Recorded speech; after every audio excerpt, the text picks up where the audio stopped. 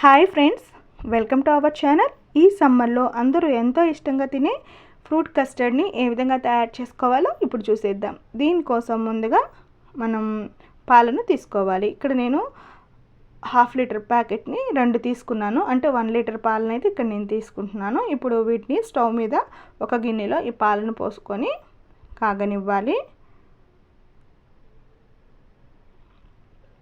ఈ విధంగా ఈ పాలు కాగేలోపు ఒక మిక్సింగ్ బౌల్ని మనం తీసుకొని దానిలో 5 స్పూన్స్ కస్టర్డ్ పౌడర్ని అయితే ఇక్కడ వేసుకుంటున్నానండి. ఇక్కడ నేను ఈ కస్టర్డ్ పౌడర్ని మ్యాంగో ఫ్లేవర్ని అయితే తీసుకున్నాను. మీరు మీకు నచ్చిన ఫ్లేవర్ వెనీలా ఇక ఏదైనా ఫ్లేవర్ కూడా మీరు తీసుకోవచ్చు. ఇక్కడ నేను మ్యాంగో ఫ్లేవర్ని అయితే తీసుకున్నాను. ఇలా తీసుకున్న తర్వాత ఇప్పుడు ఇందులో కొంచెం పాలను వేసుకొని బాగా కలుపుకోవాలి. ఈ విధంగా పాలను యాడ్ చేసుకున్న తర్వాత ఎక్కడా ఉండలు లేకుండా, లమ్స్ అనేవి ఫామ్ అవ్వకుండా బాగా కలుపుకోవాలి. ఇలా కలుపుకొని దీన్ని పక్కన పెట్టేసుకుందాము. ఈలోపు స్టవ్ మీద పాలు అనేవి మనకి ఆల్రెడీ కాగుతూ ఉంటాయి కదా. ఈ కాగిన పాలల్లో షుగర్ అనేది యాడ్ చేసుకోవాలండి. ఇక్కడ మన టేస్ట్కి తగ్గట్టుగా షుగర్ని యాడ్ చేసుకోవాలి. ఇక్కడ నేను ఒక టీ గ్లాస్ నిండా షుగర్ని వేసేసుకున్నాను. దీన్ని ఒకసారి బాగా మిక్స్ చేసేసుకొని ఈ షుగర్ అనేది కరిగిన తర్వాత మనం ఆల్రెడీ రెడీ చేసి పెట్టుకున్న కస్టర్డ్ మిశ్రమాన్ని ఇంకొకసారి మిక్స్ చేసేసుకొని దాన్ని కూడా మనం పాలల్లో యాడ్ చేసుకోవాలి.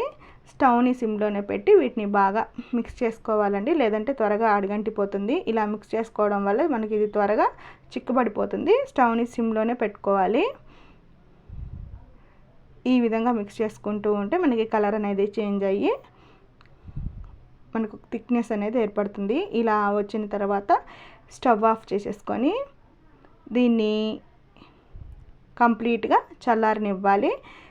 ఇది చల్లారేలోపు మనం బాగా కలుపుకుంటూ ఉండాలండి, లేదంటే మనకి పైన ఒక లేయర్ లాగా ఫామ్ అవుతుంది. అందుకని కంటిన్యూస్గా చల్లారే వరకు ఈ విధంగా కలుపుకుంటూ ఉండాలి మధ్య మధ్యలో.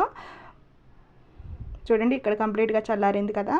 ఇప్పుడు మనకు నచ్చిన ఫ్రూట్స్ని ఇందులో యాడ్ చేసుకోవచ్చు. ఇక్కడ నేను యాపిల్ని చిన్న చిన్న ముక్కలుగా కట్ చేసుకొని దాన్ని యాడ్ చేస్తున్నాను. తర్వాత కొన్ని దానిమ్మ గింజలను కూడా యాడ్ చేసుకున్నానండి. బనానా కూడా యాడ్ చేసుకున్నాను. మీకు నచ్చితే గ్రేప్స్ని కూడా యాడ్ చేసుకోవచ్చండి. ఇవన్నీ కూడా మనకు నచ్చిన ఫ్రూట్స్ని యాడ్ చేసేసుకొని ఒకసారి బాగా మిక్స్ చేసేసుకోవాలి. ఇక్కడ నేను మిక్స్ చేసిన క్లిప్ అనేది మిస్ అయ్యిందండి.